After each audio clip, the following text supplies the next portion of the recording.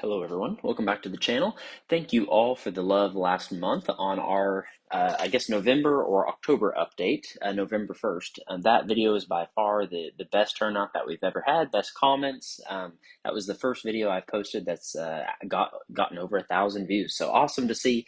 I think you all like diving into the Money Guy show and seeing where we stand compared to other people. So I have a couple other ideas, which I actually wanted your feedback before we get into the video today. So if you could post a comment down below, what things that you would like to see from me. The goal of this channel is to help you all with your net worth and your finances, primarily by showing you exactly step by step what I am doing. I've been transparent now for 13 years, since May of 2012. I posted a net worth video every single month. So I think we're at like 160, 150 net worth videos month by month by month. So if somebody wanted to dive into the weeds and see how someone else has grown their net worth to almost 2 million in the last 12 years, you can literally follow step by step over the last 13, 14 years. So a couple ideas that I just had here, and I'll post a survey separate from this video as well. But the first one was in depth on income and taxes. Over the last few years, I've gotten a lot more knowledgeable on how our income taxes work. It varies a little bit by state, but well versed in the state that I live in. How much is taken for Social Security, Medicare, federal taxes, state taxes, county taxes, sales taxes, property taxes, registration taxes, gas taxes, all of those different things. So if that's something that you're interested in and how the tax system actually works here in the United States and potentially how you can save some money on taxes, comment that down below. And the second one is actually, how you can save money on your taxes. I've just done a rough estimate through the end of 2025 for me and my family, and it's looking like I can write off about $140,000 of my W-2 income, and so potentially I'll get a tax check back for about $27,000. So I am not a CPA, but if that's something you're interested in, if you work a W-2 job and you want to see, other ways that you can potentially save on some of those federal and state taxes, comment that down below. The third idea was how much I've made in my first year as a realtor. So this year I sold about 3.5 million in real estate, which depending on your market, that may seem like a ton or a tiny bit. If you're in like California, that's like one house maybe. In my market, there are still houses that are like 200,000 to 300,000 is the vast majority of them. So that's like 10 houses, 12 houses, that puts me in the top like 10% of realtors in my area within my first year. But there is a brutal surprise if we do that video. How much I actually made at the end of the year is pretty alarming compared to how much I make during my W-2 income. So the fourth one is working in pharma. I have never seen another YouTuber post on what it's like working at a big pharma company. There are some confidentiality things, which is probably why most people don't ever post a video of that. What the culture is like, what the regulatory requirements are like, some of the negative stipulations that come with working in pharma. Pharma actually ranks worse than the tobacco industry and like the drug industry. People have a more negative sentiment towards pharmaceuticals than they do cigarettes, let's say, like Altria. So if you want an in-depth look on how working in pharma works, and some of the different perspective that someone might have versus the average person, I can post that video. And then fifth idea, just saving money. My wife and I are almost a multimillionaire at this point by the age of 31. However, we still live way, way, way within our means. And so if that's something you want to see, like how we save money on like groceries and going out to eat and vacations and some of our utilities and taxes and insurance, comment that down below. And the last video I've thought of here is um, my journey from going from a negative 2,000 net worth around age 18 or 19, now to a $2 million net worth. And I think I've done it quite a bit different. Every video I see on YouTube is, let's say like Graham Stephan, how he became a multimillionaire. Well, most of it was, a little bit was from real estate. A lot of it was just from his YouTube income. So I'm one of the only people I feel like that has worked a W-2 job for the past 13 years and has also become a millionaire through that W-2 job in their 30s. So maybe not as glamorous as making $500,000 a year on YouTube, but it's more practical to the average person. I think 99% of viewers are the same as me. They work a full-time W W2 income job, and they're just trying to figure out like how to best maximize the money that they make from that W2 job. So yeah, if there's something else, please feel free to comment that down below. I'd love to see a lot more comments in this video, and would be happy to put any of these videos together if anybody is interested. So I did want to take a quick glimpse into some inflation metrics that I'm seeing, at least in our finances. So I've pulled just two different categories out from our expenses. So groceries and electric bill. And so this is the average per month that my family is spending on groceries and electric. And I just want to show you, what inflation is doing nowadays to a lot of people, just squeezing a lot of people out of houses into maybe smaller houses, or just scrunching their lifestyle. So back here in 2018, our grocery bill, and this is just for my family. We do have two kids now, but they're both, under 2 years old. And I did have a new baby this month as well. So, yeah, earlier this month in November, we brought our second daughter into the world. So both of them are doing awesome, which is exciting to see. But we have increased our family size a little bit. However, we've got two kids under 2.5, 3 years old. So they're really not eat that much. So I don't think that would impact our grocery bill that much, honestly. So in 2018, it was just my wife and I. We were spending about $305 a month on groceries. That went down in 2019. So we actually had some deflation, or maybe we got better at saving on the grocery bills. Then when COVID came, this is when what the Fed went, cranked the money printer on, and we had massive inflation due to COVID. We had to save the economy, of course.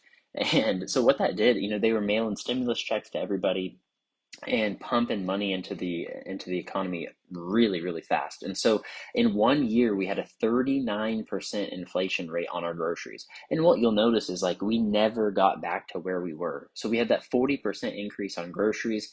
It kind of held in 2021. We had a 1% inflation, so almost been in the same 376 per month.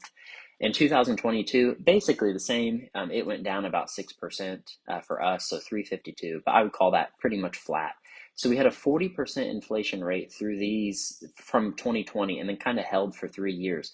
Then 2023, we cranked the money printer again, and had $441 a month in groceries, or a 25% inflation rate, then 27% inflation rate in 2024, and we've been flat this year. So now I feel like we are not getting name brand on anything, that we're really just, getting the bare essentials, bare necessities since 2018, and our grocery spending habits really have not changed. We coupon and save as much as we can. I know the average American family is spending about $1,200 a month for a family of four, and so we're less than half of that for groceries.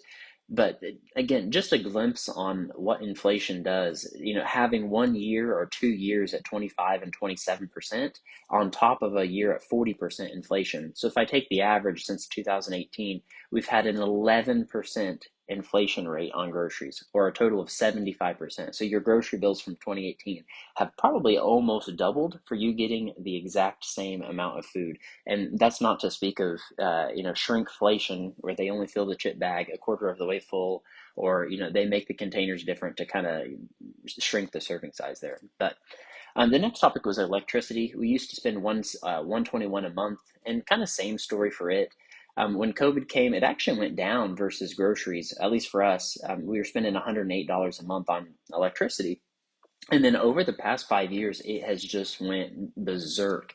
So we've had 16% inflation in 2021. We had a 30% inflation in 2022, 45% inflation in 2023, 24% the next year, and then 13%. So for this one, just for electricity, we've went from 121 per month on average for electricity to $332 a month, for the same amount of electricity. So in the past 4 years, what I'm seeing is about a 28% annual increase on inflation, meaning your electric bill is doubling every 4 years, essentially, a little less than 4 years. So just crazy to see. I feel bad for a lot of people that are squeezed a lot tighter than what we are. And hopefully we'll never have this, because the Fed is about to, start cutting rates again and start printing more money, which will, then lead to more inflation. But it would be, in my opinion, it would be good to have some deflation for a while and see some of these prices come down for the normal working American. But again, my advice is you have to buy hard cash producing assets, and with like the rental properties we own, we can like hedge against inflation. Usually rent goes up at the same pace or if not a little bit more than what inflation does. And so if you have rental properties or you have another way to hedge against inflation, like investing in the stock market, that's really the only way to combat this. Maybe for electricity, you can invest in solar panels, which we thought about last year when they had the 33% tax credit on that. I wish we would have done it, but it was essentially a 6% rate of return, so we did not end up doing that. But um, yeah, those are the only ideas I can think of. The other things I've heard in people's insurance, house insurances are going up 100% per year. I know for us, our property taxes went up about 100% this year. So $10,000 a year we had to pay in property taxes. Thankfully, our house insurance is not too bad. Our car insurance is not too bad. So I've not seen too many increases there. But just some things to keep an eye on as we move further into the future and as the Fed starts to cut interest rates and inflation starts to spike a little bit more. So jumping into income, I'll be pretty quick here. So essentially, same as last month. There has been no major updates. So for November, just same pay as we always get. I will be getting a pay raise in March, and I should get a massive bonus in March again, a little bit smaller than this year, probably somewhere in the $50,000 range, which will help significantly help pay off our house. So really, take-home pay was $9,580. Really, the only change here is I've maxed out my Social Security tax at 6.2%. I think it's like 180, 190,000 of gross income. You'll max out Social Security, so that's why my taxes have went down over the past few months. However, Medicare tax goes up once you hit like 180, that same amount, like 1.6% from 1.45%. So I'm paying more in Medicare tax, but less in Social Security tax. So I do get a little bit more take home through the last few months of the year. And same thing for my wife. She's doing some adjunct teaching, doing less classes during the winter months here. So that's why you see the drop there. But total for the year, I've made 231,000. I made 1.3 million in my lifetime. My wife's at 10,000 this year, and then that brings us to rental income. So column O, and rental income for the month. I did get our second rental property rented out. So I maybe mentioned to you all in like August, it was actually September 7th, we had a renter move out the first time in the last 5 years, which was a blessing and a curse both in one. So a curse from the standpoint, I did give them their deposit back. I probably should not have done that. Thinking back on it, I probably had maybe $1,500 from just repairs from the tenant being there, which is really not bad, but honestly, she's a single mother with one son, so I'm a nice person and just returned it to her.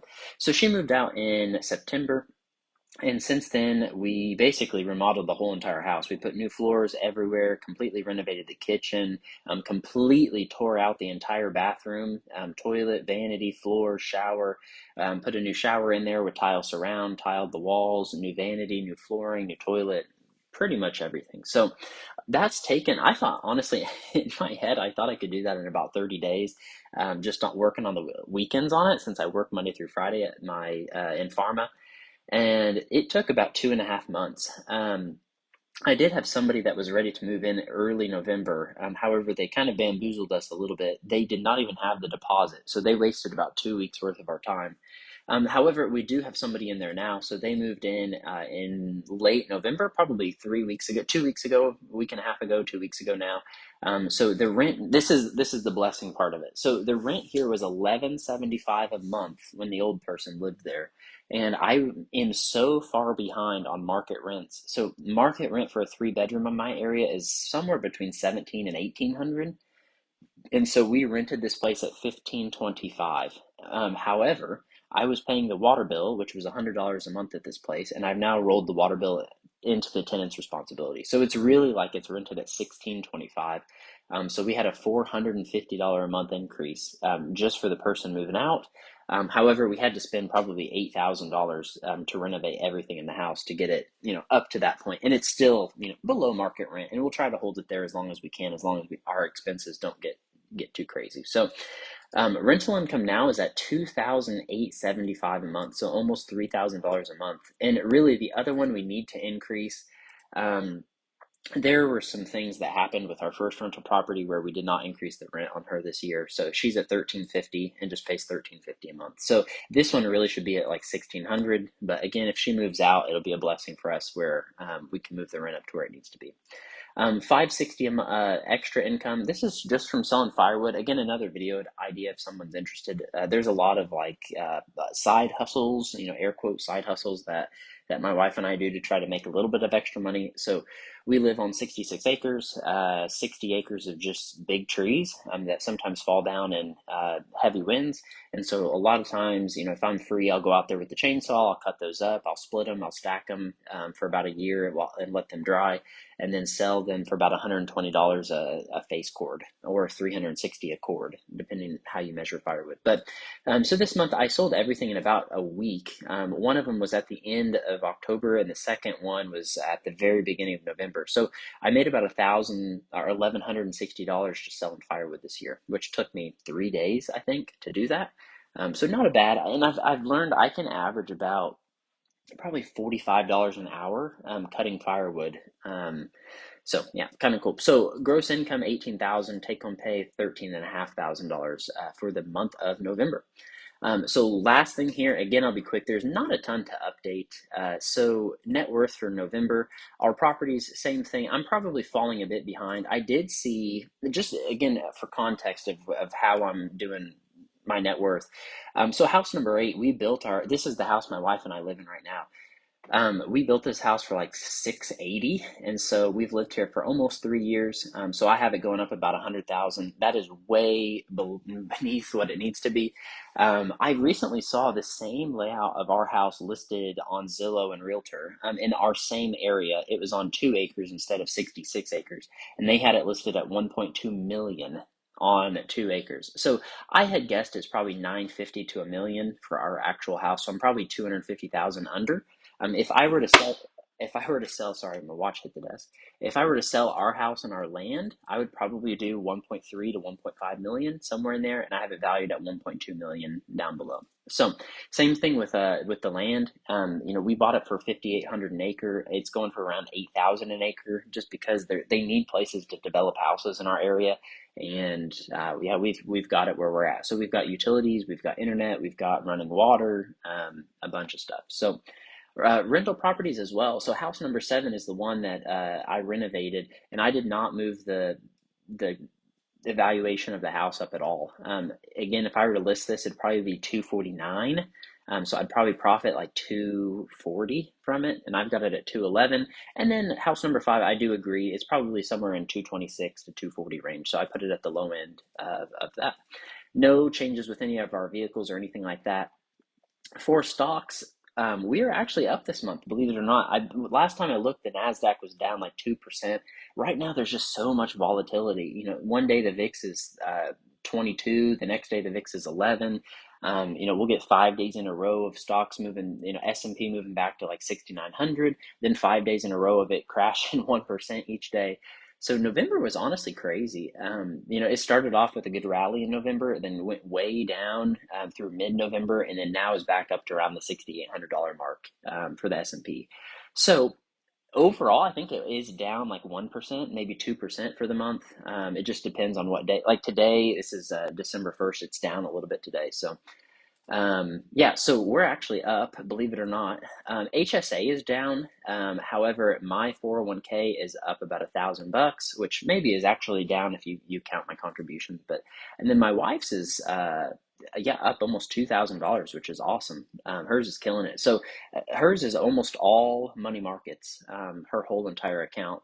And then mine is mostly in a stock that trades off volatility, which I've mentioned that in a few videos. So if you're more interested in that, feel free to go back 1 or 2 months in videos, and I explain that a little bit more. Last couple topics here. So debts, we are not paying off these top 3, not at least right now. They're all like 30-year fixed rates at like 3%. I say that in every video. Our primary goal right now is to pay off house number 8, which, believe it or not, I think we can get there in about 1 year. So I think December 2026 we'll have this 283,000 paid off. And if not by December, it will be March of 2027 for sure by March of 2027. So Basically, I have calculated, I may be fixate on this a little bit too much, but I've calculated everything for the past, for the next 12 months on like what it would take to pay this to zero. There are four tricks that I have up my sleeve to get this down to at least 150 instantly. So we've got 45,000 in a 457B account. I've got 45,000 in a Roth IRA, which is 90,000. So that would bring it down to 190. And then I can pull a little bit of cash out of these accounts here in maybe a year. So I could pull 20,000 out of our checkings account and probably 20,000 out of our rental checkings account, and that would bring this down to 150. So basically in the next 12 months, I need to pay off 150,000, which is not too far from what we're doing right now. If I go back to like here's, we were at 395 last December. Now we're at 283. So we've paid off about 110 in the last 12 months. So there are a couple other things, some expenses, like we bought a new car this year, which was like 10,000, so I won't have that expense. So there's a few tricks up my sleeve as well. But basically, I boiled it down to I need to figure out a way to make an extra 20,000, which in terms of firewood, that's a lot. That's a lot of firewood to cut. So I think the easiest route is to sell more houses doing real estate. Probably is the easiest, as well as maybe try to cut some of our expenses if we can. But yeah, it'd be super cool if in 12 months we could have this completely paid off. And that would save us like $2,800 a month of mortgage payments, which then, I mean, at that point, we could save probably 150,000 a year in cash flow, basically, after all of our expenses and these three debts right here. So last update is cash. I mentioned last month that I'm making about, I don't know, 10,000 a month, maybe 12,000 a month take home pay. About 4,500 of that goes towards the land in our house. So that leaves us with 6,000, 7,000. This month we had to pay property taxes, which were like $5,000. So that left us with like 2,000. Just our base utilities, groceries, all that kind of stuff is about 2,000 to 25,000 or 2,500 a month. So that puts us like negative 500. And then unfortunately this month I had to pay all my realtor fees, which were like 750. Some of my realtor fees, I had to pay some last month as well. So had to spend 750 on realtor fees just to hold my real estate license. So we're actually negative. We are down to 39,358. Again, it's no big deal. In December, we'll make the same $10,000, $12,000 take home pay per month. We don't have any crazy expenses other than Christmas coming up in December. So did not pay any extra towards house number 8, just the minimum payment, which brought it down to 283,000. But we're down to 39,358 in checkings. And then our rental property checkings account. This one is critical, and I harp on this every single month. It is very important to have a good savings amount in your rental checkings account. We were at 32,000, somewhere in here in July and August. And then we had that tenant move out. We had to return some damage deposit or security deposit. Spent about $8,000 doing the renovation there. We've gotten some of that back now, but even just this morning, hot water heaters are going out, furnaces are going out, refrigerators are going out. So right there is $6,000 that will probably be gone in the next month or two, depending how what kind of issues are there. So thankfully we've got the money in there to kind of weather through some of that stuff. But we are up to $24,000 in our rental checkings account, mainly from having them both rented now. So and they're cash flowing much better. So the end of November, we are sitting at 1,920,000. I don't think we're going to hit the 2 million by the end of 2025, but I think it will be early. It will probably be March of 2026. We'll hit the $2 million mark. Yeah, so just got to be patient. Got to stick to the plan. Again, we're not doing anything crazy different. I do think in this time, though, if with some of the uncertainty out there on inflation going up and things like that, it may be a good idea if you have margin debt, pay off your margin debt. If you've got credit card debt or car loans or things like that, or if you don't have a substantial amount saved in your checkings account, now is probably the time to start paying some of those things off or saving up some rainy day funds in case something were to happen. So thankfully, we've got that just in case something were to happen. If I were to lose my job, we're probably good for at least a year. And there's, again, some tricks that I can do with some of the assets that we have with like cash out refinances, or I could sell some of the rental properties and honestly be probably good for 4 or 5 years. So, and those things help you sleep better at night too. And I know it's taken a decade to build up to that point, but very thankful that my family and I have. So sitting at 9.2 million at the end of November, and then on pace to hit 4 million by 40. We're crushing it as we always are. We're 600,000 ahead of that pace. I think it will be 5 or 6 million honestly by the end of 40, but yeah, we'll just have to see how it goes. Anything can happen. Just trying to prepare myself and my family if in case something were to happen, and thankful of the position that we all are in. So if you made it this much in the video, 25 minutes in, please like the video, comment on something, ask a question. Tell me where you're at in your financial journey, or ask any way that I can help you possible. So thanks everyone for sticking around, and we will see you in the next video.